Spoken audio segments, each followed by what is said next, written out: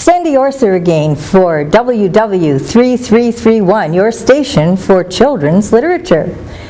Today, I'm speaking to you from the site of a real fairy tale castle, the kind where all those kings and queens, princes and princesses live happily ever after. Well, some of them do. But did you hear the one about the little girl who was eaten by a wolf? Or the story about the red-hot shoes? Don't worry, you will. In Module 2, you'll experience fairy tales as you may never have known them before.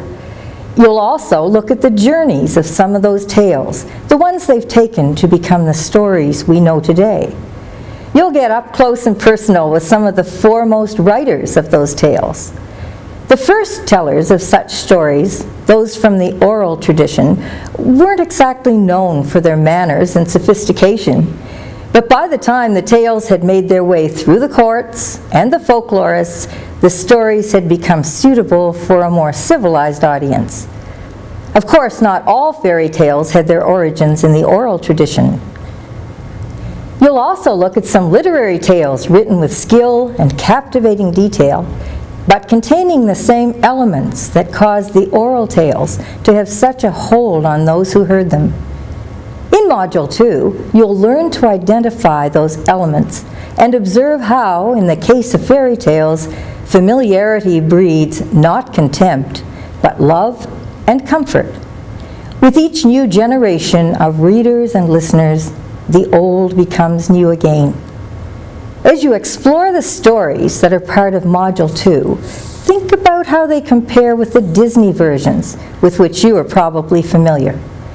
Some of those stories will shock you, some will intrigue you, all will add new depth to your understanding of the fairy tale tradition. During Module 2, you will read a number of fairy tales and the notes that explain them. Make sure you include the academic article near the end of the module in your reading.